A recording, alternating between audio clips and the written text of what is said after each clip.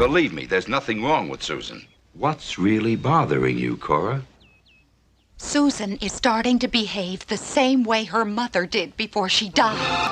Come, let you and I get going again. You're the only one that's going, Ben. Welcome to the latest episode of the podcast that wouldn't die. I'm your host, Kevin. With me, as always, is Aaron. How do? Each week on the podcast that wouldn't die, we discuss certain guilty pleasures and forgotten classics of the horror and sci-fi genre with a comedic twist. I mean, that's what we're hoping for. No guarantees, though, let me tell you. This week, we'll be discussing the horror classic Mausoleum, starring Marjo Naked Gortner. lady. A naked lady. Yes, a playmate of some sort is in this, which is very shocking. We got to talk about that in a minute. Aaron, how's it going? What you been up to? Oh my God. I literally just got out of bed.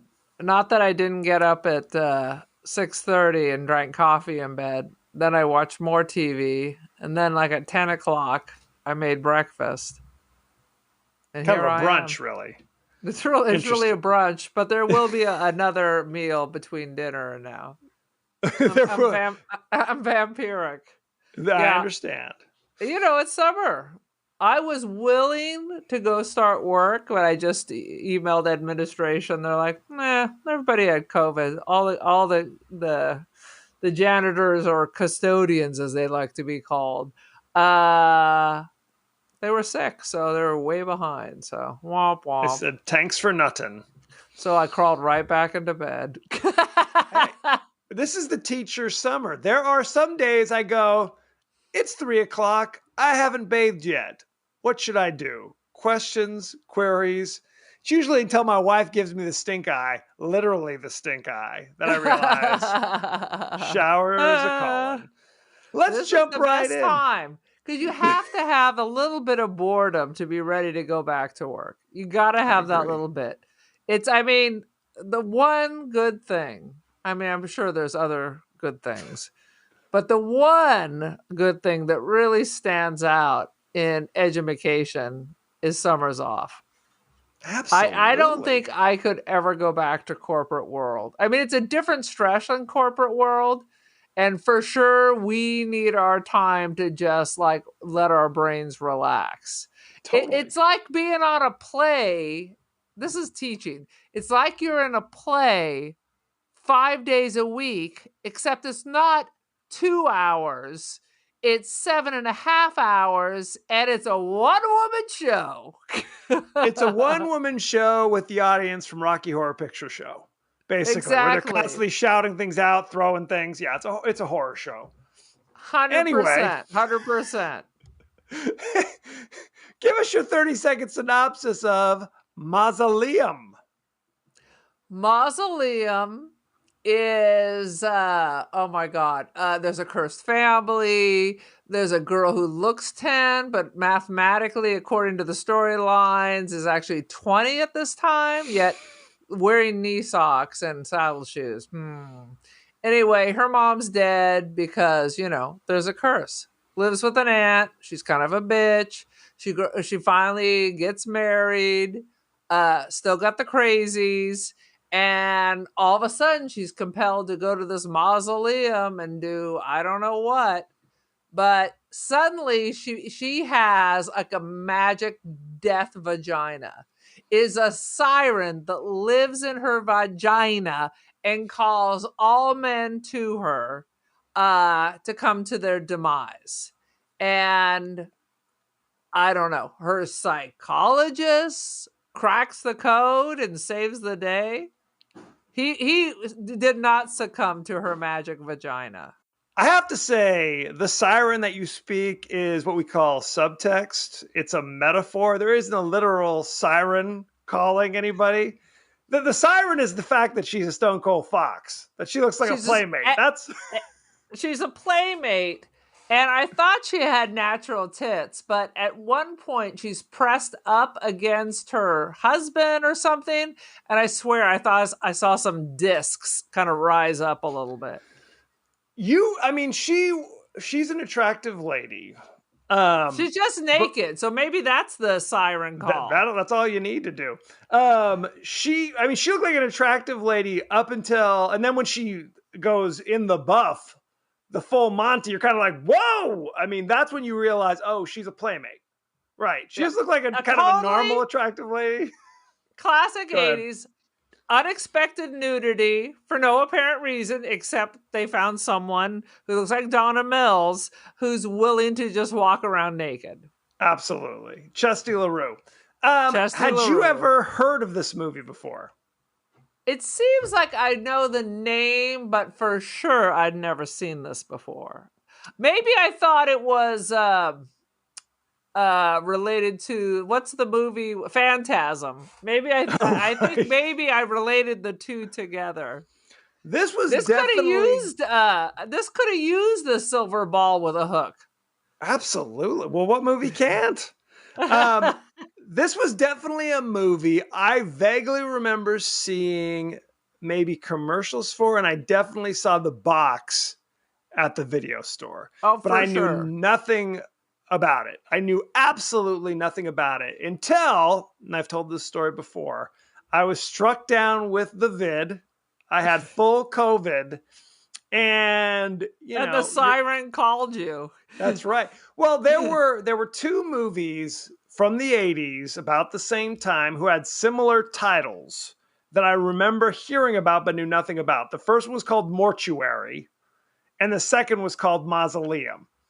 So I was like, I got the time, popped in the Amazon Prime, and I watched them both. I have to tell you, unlike, what was it, Laser Quest? I mean, Laser Blast. This is bonkers. It doesn't make a lot of sense, but at least it's entertaining. You know what? I'll give you that. You didn't know what was going to happen next, except more people were going to die after trying to get some of that. Well, this is a real movie. Whereas Laser Blast looked like it was filmed by a community college class on a weekend or something. Very sad. Like Curse of the Blood House. That's an inside joke. Oh, very sad. So, shall we jump right in with Mausoleum? What do you got? Give me your highlights.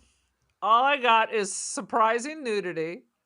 Yeah. You get and I just wanted to tell you, I found a website, the before and after. So you can go to LA and find this mausoleum. All the cemetery stuff is in one place. The mausoleum looks about the same, although I'm not sure the interior, which appeared to be like Palm Springs High School.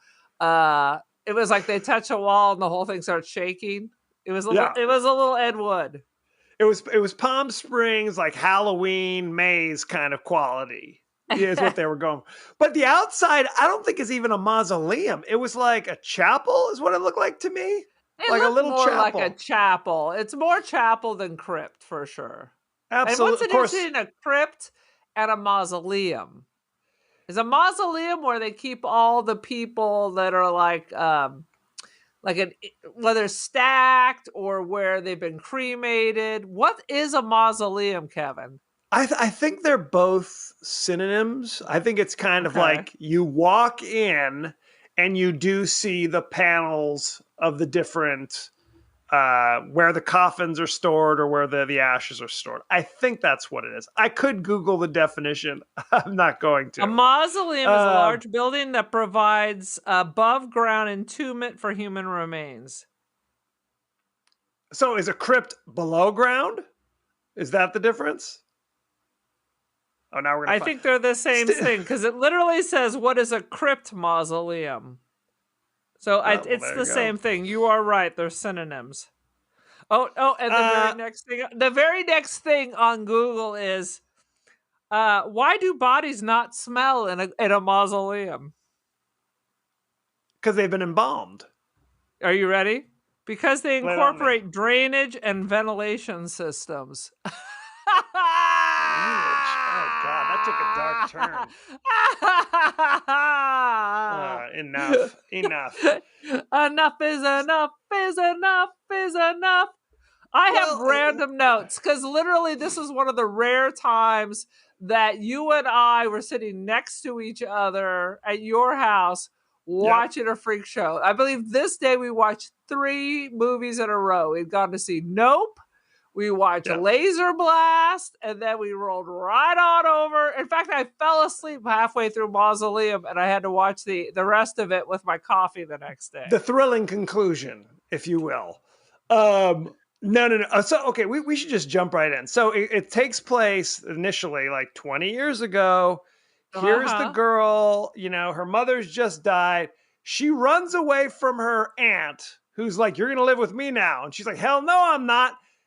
Bounces. And that's where we got your note. Susan, no. Right?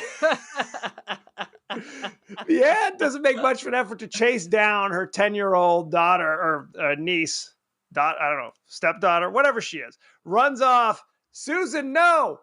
Susan bails and runs. I wouldn't be chasing Susan either. I have learned from many escaping pets that if you chase them, they just run off. I figure she's in East LA, loose in a cemetery. Eventually, she's gonna like slow her roll and look around and go, oh shit. We call that natural consequences. Well, typically we don't think of our children as pets, but I see. Do you put out a bowl of kibble when they go out into the night? Is that how we do it? What's good for the dog is good for the child. Discipline, structure, you The hand gotta of be discipline. firm. The hand of discipline. So, but that's when we first see the mausoleum, because that's the real siren call. The little girl, Susan, sees the mausoleum and goes inside. And you're right. The moment she comes inside, it is bargain basement, Pirates of the Caribbean. There's like rats crawling around on styrofoam. Go ahead. Then the two of us need look no more. Exactly. That's a movie we need to do, by the way. I know. Willard and Ben. And the sequel. Not the remake with Crispin Glover, though. You want the OG.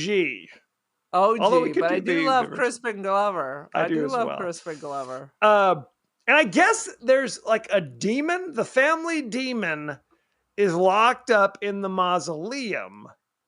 And that it's always attached to the firstborn daughter. Am I remembering this correctly? So she doesn't have any kids. So if she doesn't have any kids, the curse is done, right? Well, she's not dead at the end of the movie. Who knows? She ain't dead yet. She ain't dead yet. A surprise! The gardener's still bebopping around. He could have planted a seed that will blossom and grow. We have to talk. Okay, we're jumping right to the creepy gardener. She is having a conversation from the beginning to the very end. We have to. Well, in the middle, she's talking to her husband, Marjo Gortner, who's got like an afro like Dr. J, white man afro. God. This is 83. I don't think you couldn't have a white afro in 83. Maybe I'm wrong. Oh my God. It was never a good look. I always discourage my female friends from trying to straighten their beautiful, natural, curly hair. That does not apply to men. Just cut it short, Mo. Just cut it short. You want a little wave. A little wave is nice, but you absolutely do not want soul glow. You do not want Jean-Claude Van Damme and Hard Target. You do not want the fro from way back. You do not want to straighten it either. So the answer is cut it short. Just shave your head. That's the only option. I totally went to college with surfer dudes with these giant blonde curly fros. It is a wild and mysterious unkempt thing. Wavy hair, that's one thing. I knew guys with like ringlets. Right. TJ Miller, basically what you're talking about with from Silicon Valley, where it's the long crazy curls down here. You don't want to like that. Anywho, so she's talking to her husband, and you see the Weird Al Yankovic. Weird Al Yankovic. Yes. Cut it short. Absolutely. He never did, though. His hair got more wrinkly. He doubled down. He absolutely did. The creepy gardener is leering at her through the window, just like his shirt's like open around his belly for God knows what reason. He's like scratching himself as he's licking his lips. It was a horror story. That alone was horrific. Why do Um, guys lick their lips? They are monsters. Men are monsters. That's Men all I are can tell you. monsters, no I question. have literally gone on a coffee date, and the guy walks in my car and is trying to ask me out on another date. Looked at me from head to toe, and then licked his lips, and was asking me for another date. Stop. That's the move. Goodbye. You roll up, lick your lips, let them know what you're thinking, and go from there. No, no can Oh, do. unclean. Shower. Unclean is right. I was raped by your eyes. I feel unclean. No question. That's an assault. So he invites himself in for coffee. The creepy gardener. May I have some coffee? With his like quasi offensive Hispanic accent as well, with his crazy. I thought he was goatee. Italian.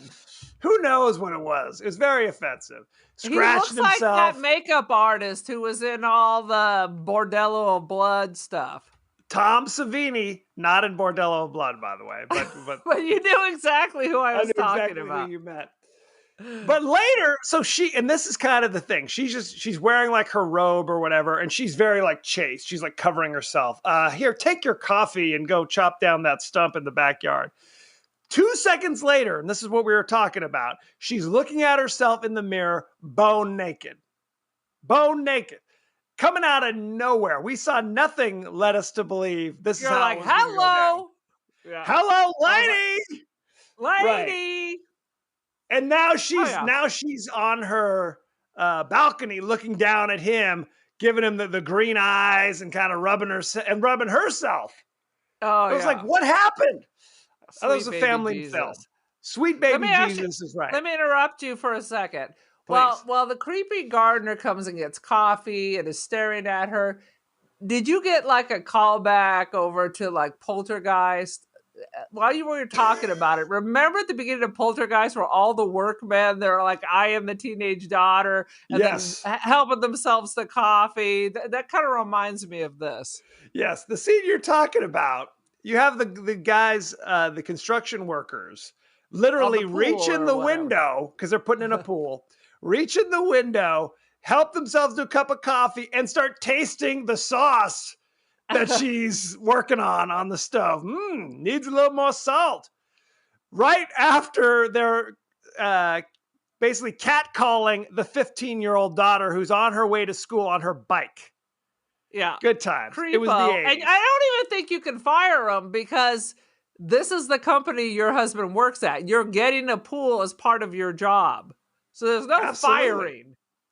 Plus, Right, it's of the time where, pre-Me that's Too. the gooch. That's the gooch. It's of the time where this is like a comic beat that the lecherous older construction workers are catcalling the 15-year-old because she flips him off before she rides her Schwinn to school.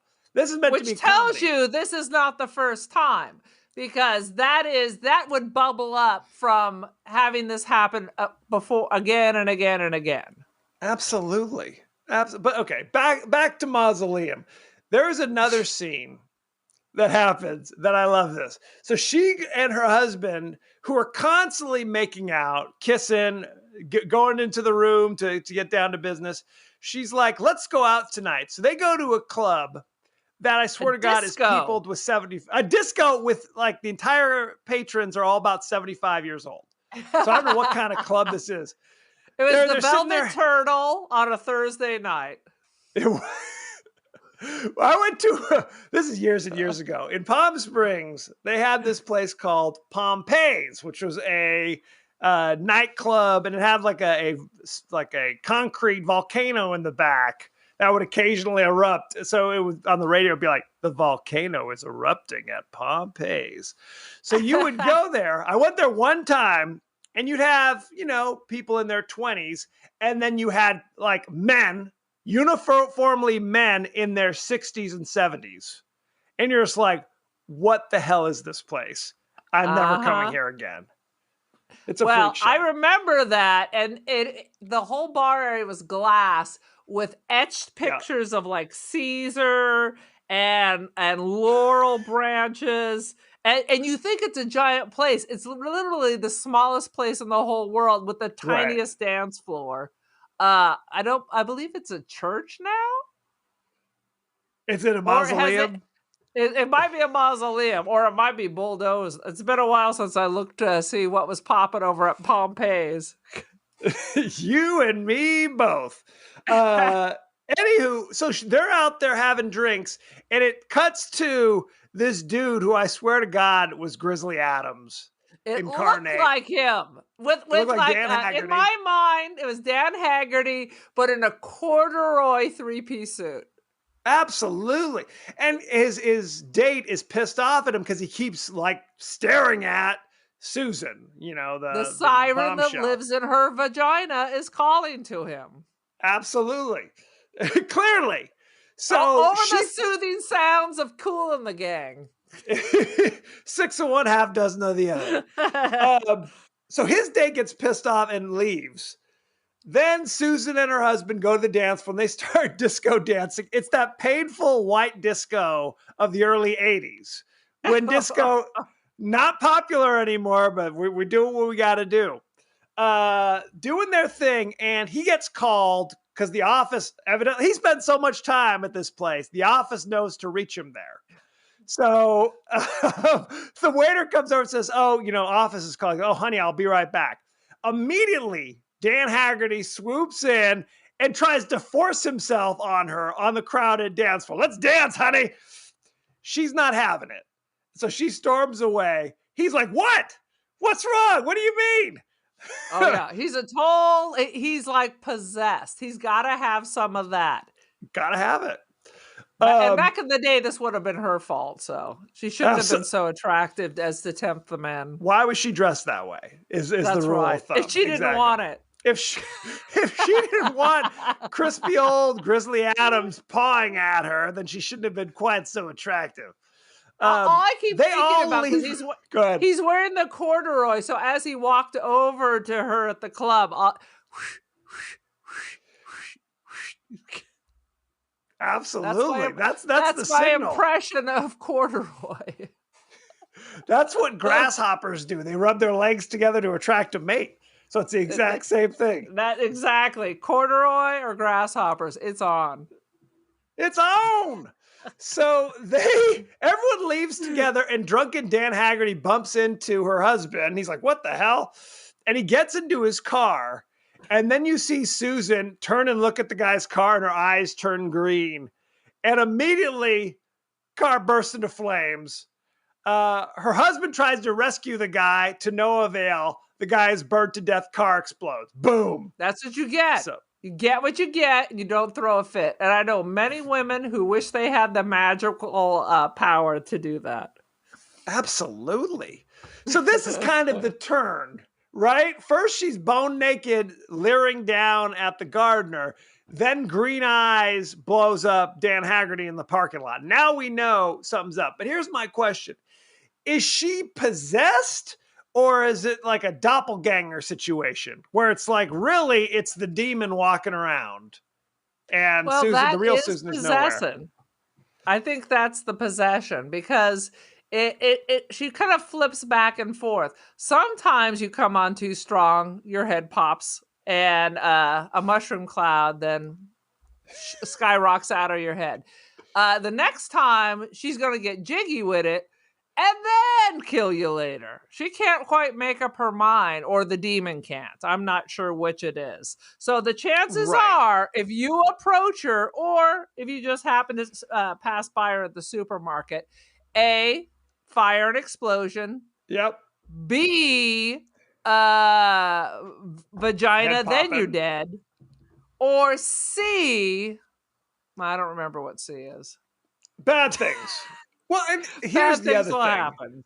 Presumably, she was possessed by the demon, when she was 10. But she never showed any kind of bad demonic qualities until spontaneously when the gardener arrives. I don't know if that was the inciting incident. It's like, now the demon's got to come out. I don't know there haven't been head poppings prior to this that we're aware of. It's not puberty.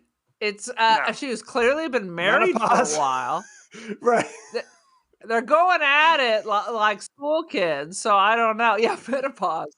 It wasn't that far. I think 10 years away, but she was scratching on the door. She was Perimenopause. scratching.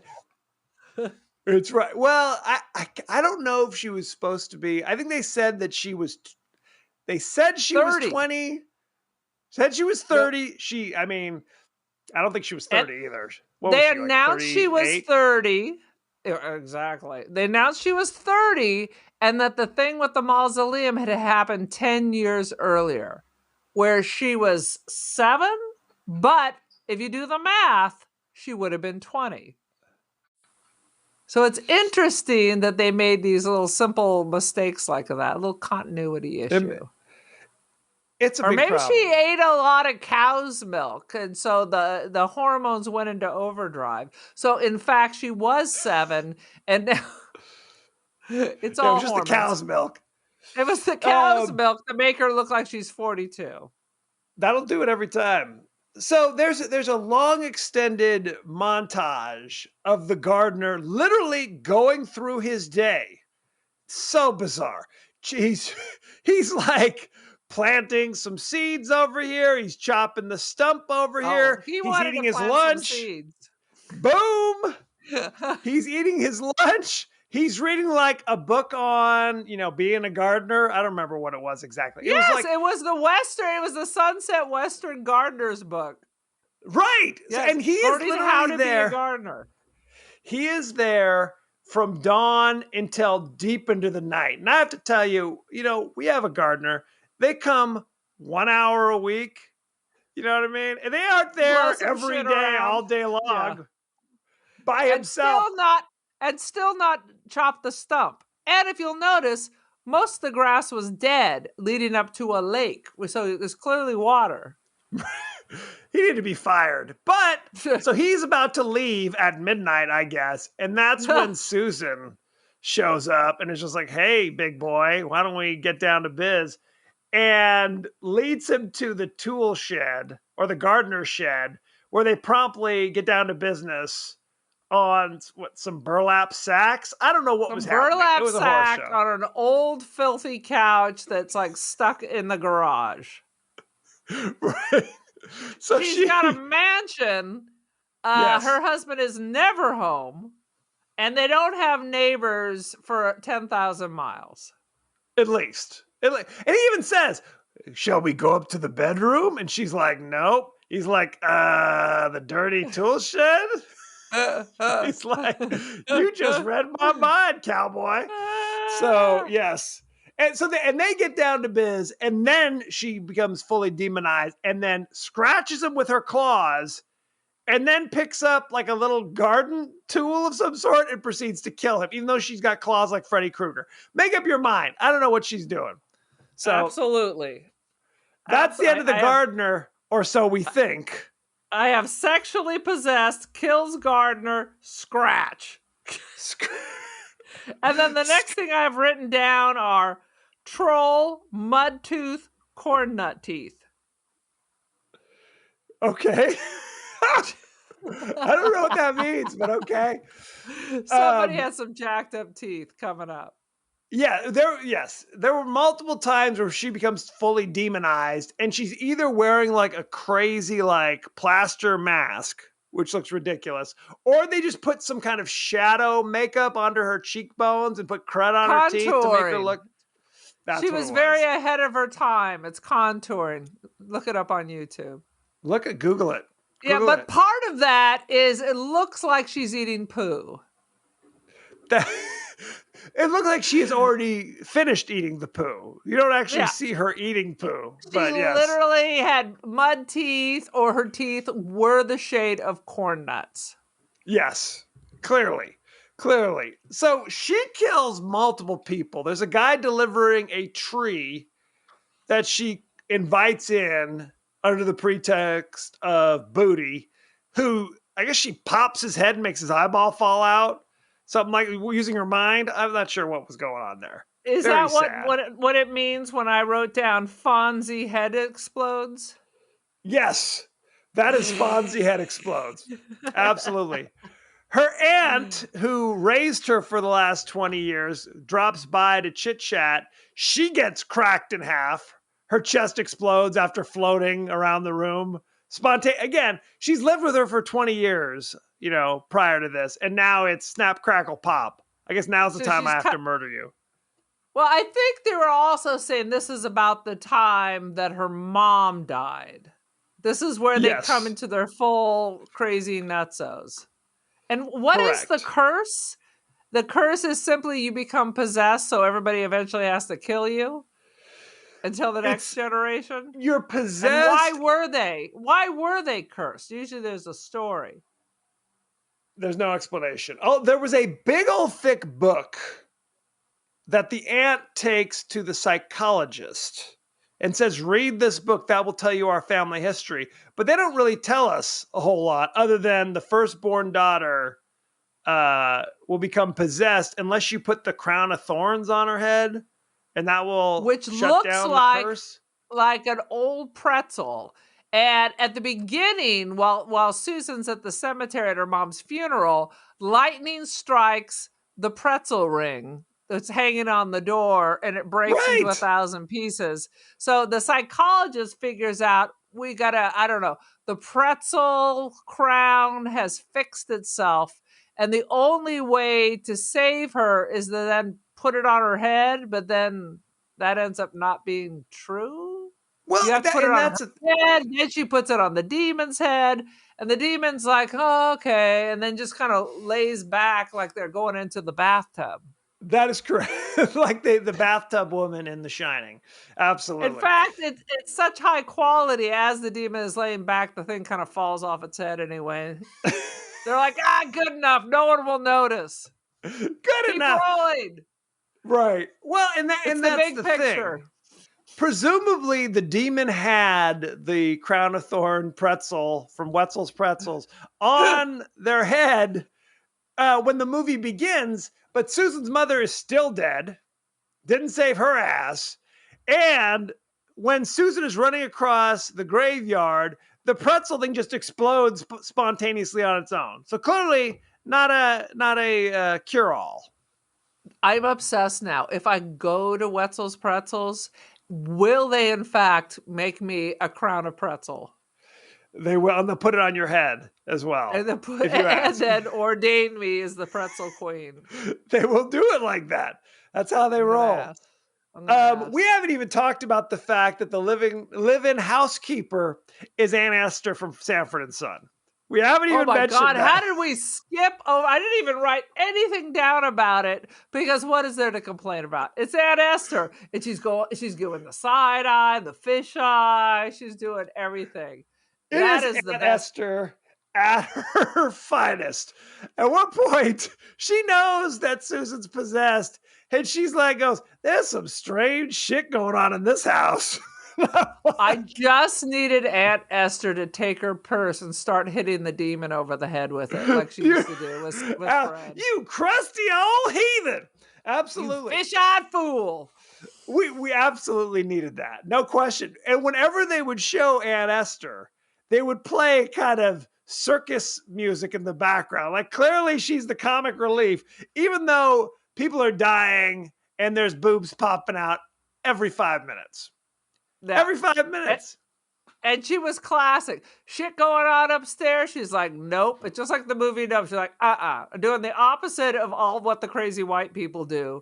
Instead of running into to figure out what demon light is coming out, she's like, peace. She leaves. She leaves. You're all on your own. F off. She does. She's about to go in there. Miss Susan, are you okay? And then she's like, I'm out of here. She grabs her bags and just runs out of the house, jumps in her car, drives away, and you never see her again. That was I'll it for call Aunt the Esther. priest from the payphone at the liquor store because I'm going to need a drink and then I'm going home. This movie, oh my God, it is ridiculous. Now, she seems to have a loving relationship with her husband when she's not demonically possessed. Who looks exactly like that dude from Benson. Renee. Aubergenois. He vaguely looks like that guy with a crazy afro. But what's crazy, so he wakes up and sees her all demonized sitting in a rocking chair.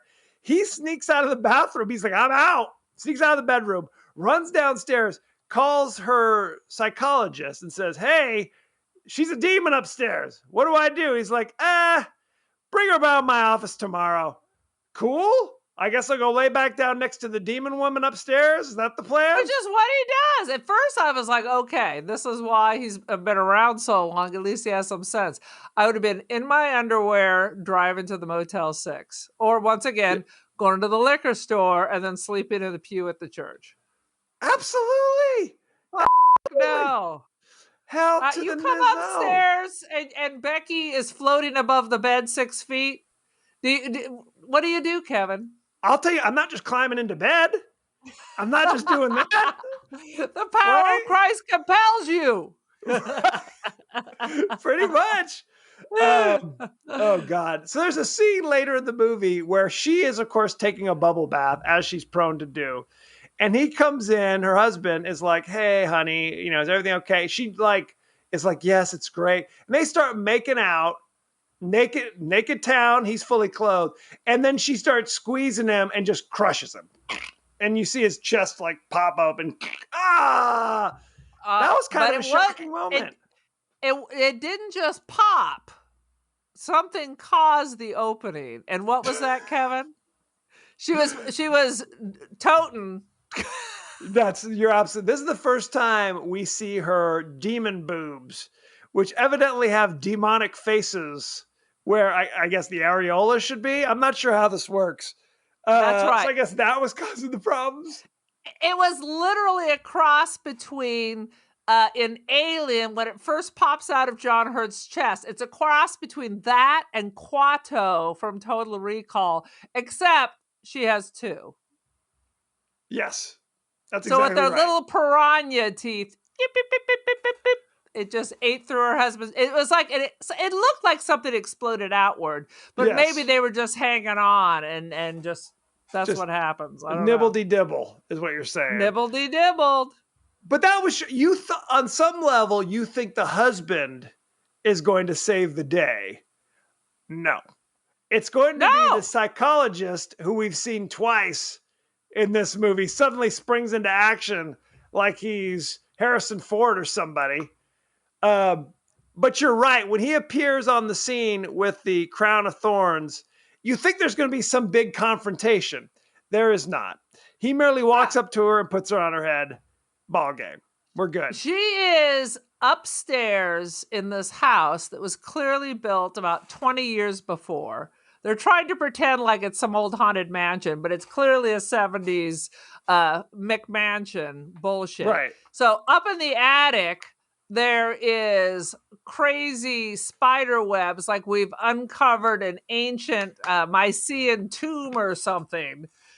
Except it's decorated with 70s white wicker furniture. And she's sitting there playing with dolls. No explanation why she keeps going to play with dolls. But what you're does right. that even mean? No one knows. What does it even mean? He basically just walks in and pops it on her head. I bet Max von Sydow would have appreciated that in The Exorcist. Absolutely. Had I known. If it was that easy, shoot. They could have just sat there at the door of The Exorcist throwing pretzels at the crazy demon baby. That's correct. Reagan. So they throw the demon. We didn't even talk about the fact that there was a word above the mausoleum. It was like Nomad. No, we're the Nomad family. Yeah. And the grand reveal is Nomad, spelled backwards, is demon. So there you go. Wow. It all comes together. So when she snaps out of it. They're the demon family? They're the demon family. They're the backwards demon family. Clearly. When she snapped out of it, the psychologist is like comforting her. And she's like, "Hey, where's my husband?" He's like, "I'll tell you later."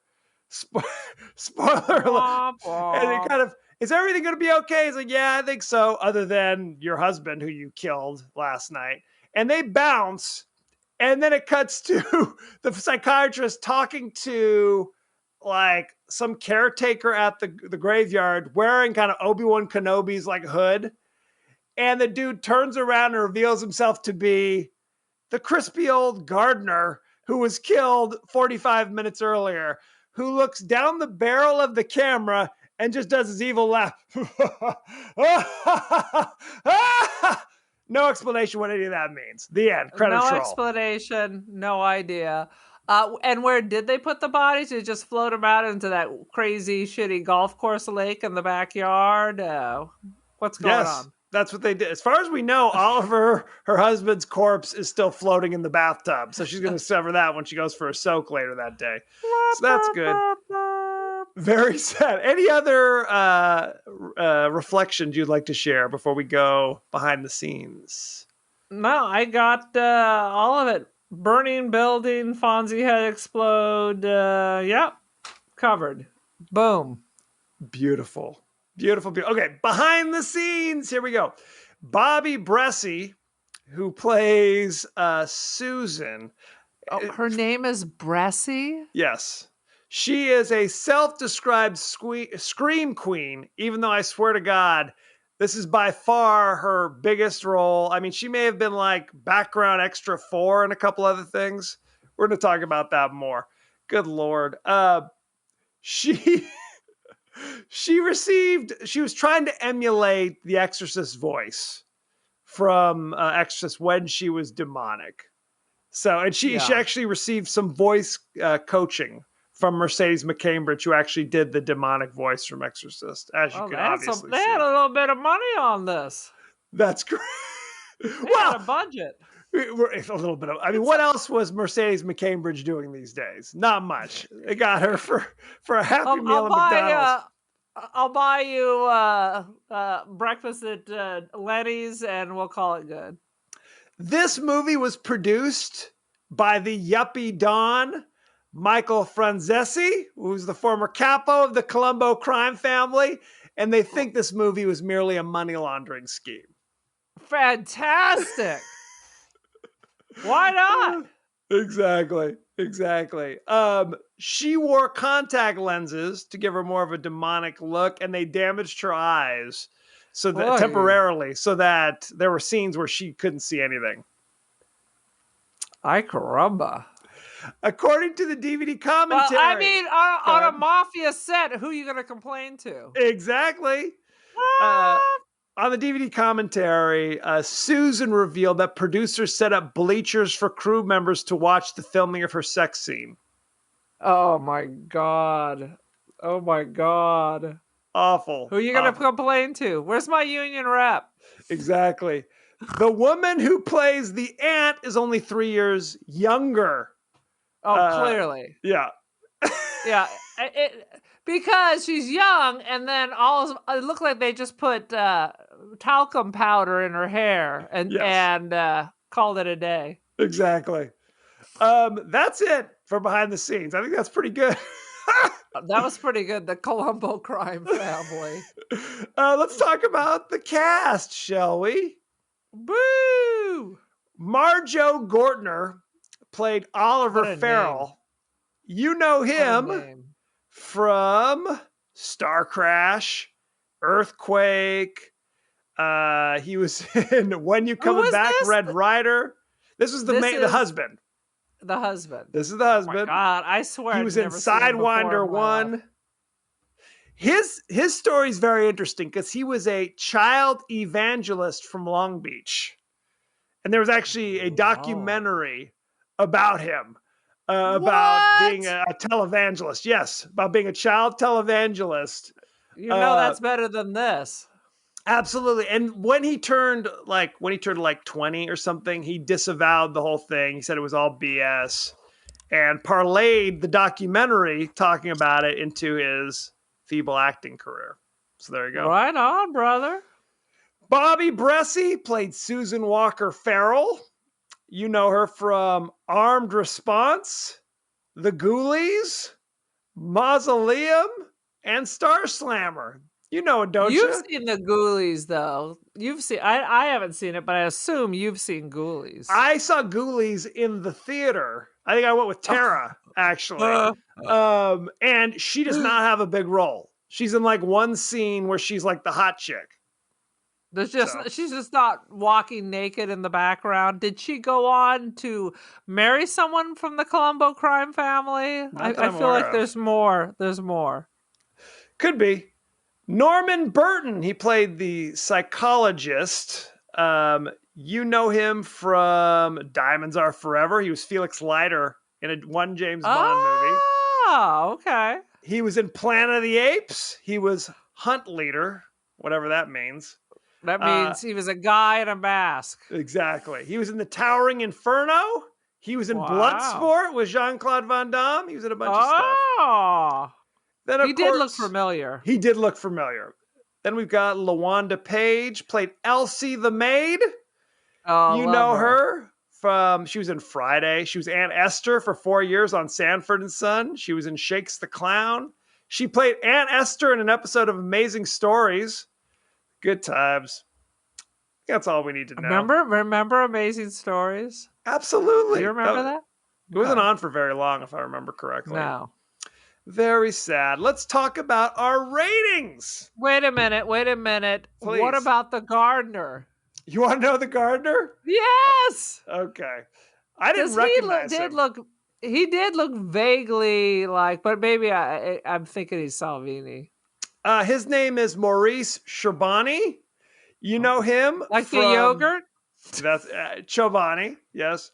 You know him from Pursuit of Happiness with Will Smith. He was in Indecent Proposal. He was in Charlie Wilson's War. What the hell? In the Army now with Pauly Shore. Who knew he was the biggest guy in the goddamn movie? I know. Very, very crazy. So there you go. Holy shit. I did not recognize him. That's why I did not. You thought he was a big star. I didn't think he was a big star, but I didn't think he was that big. I just thought he looked vaguely familiar. And all of a sudden you're like, he's clearly done more of his career than anyone else. Well, he's a working actor. He's a working actor that's still working. You know what I mean? Versus there's some working of these guys. actors that are only doing movies that are filmed in Serbia or the Yukon Territory. And then there are working actors who are in films that are nominated for Academy Awards. Why the Yukon Territory, by the way? I went to school with somebody from the Yukon Territory. Interesting. So that and Saskatoon, Saskatchewan are always in my mind. Regina. Regina's a good one. Regina. Her vagina was radioactive. Boom!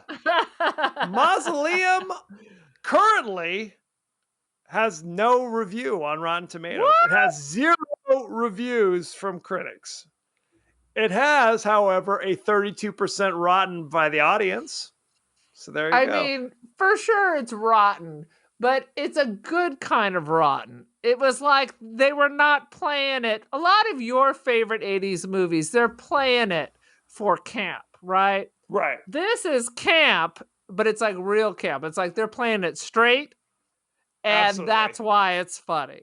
Unintentional camp is the best camp.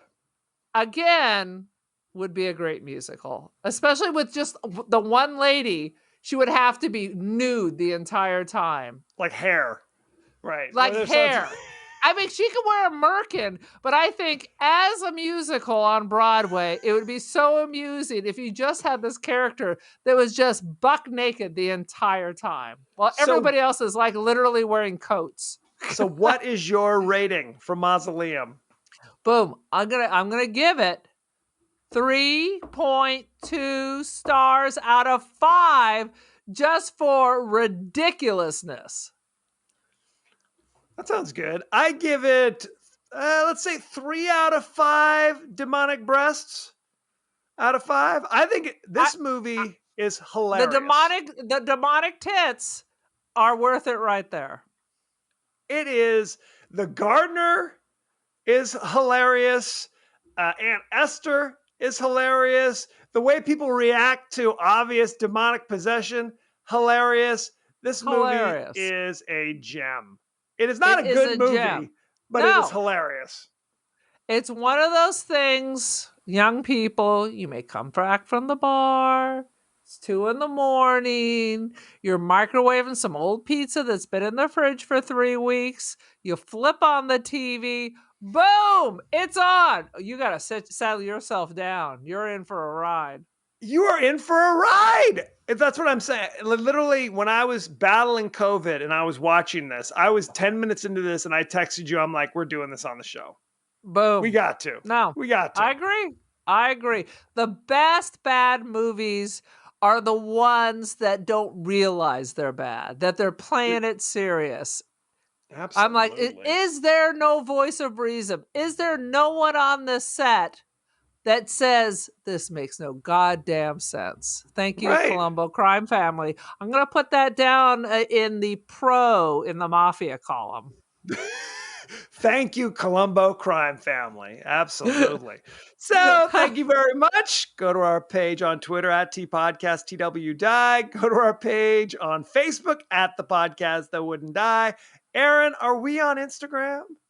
Indeedy do. We are the podcast that wouldn't die. So check that out. You can also email us at the podcast that wouldn't die at Gmail. We're on Apple Podcasts, Spotify, anywhere the finer podcasts are available. So don't forget to like, share, rate, and review, won't you? Won't you Aaron, please? won't you be my neighbor? You are also on social media. What's the word? Indeedly do. I am the Cult of Aaron. Join the cult on the Instagram. I am also Don't Feed the Pigeons. If you would like to see me in a pigeon mask around the globe. You can also buy, I'm also a working artist, Polaroid photographer.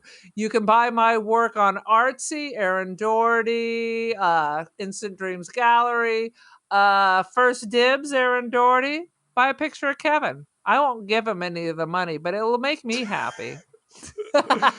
Next week, we'll be discussing the horror classic Day of the Animals, starring Leslie Nielsen, of all people. It's an all-star cast. Oh my God. I just can't wait. You can watch it. Wait. I'm buckling up. It's on Roku, Tubi, Shudder, Pluto, Plex, and Freevee, if you don't mind some ads. So there you go. Okay, that is clearly the mark of quality. The mark of quality. Send any favorite scenes, favorite quotes, and maybe we will talk I have about one it question. on the show. Yes. I have one question. Is Day of the Animals kind of like the inverse of Cannibal Holocaust, except it's the animals that rise up? It's exactly. Am I reaching? It's like you've written the movie yourself. That's exactly what it is. It writes itself. It writes itself. So thank you very much, and be well. Be well, my children. Live long and prosper.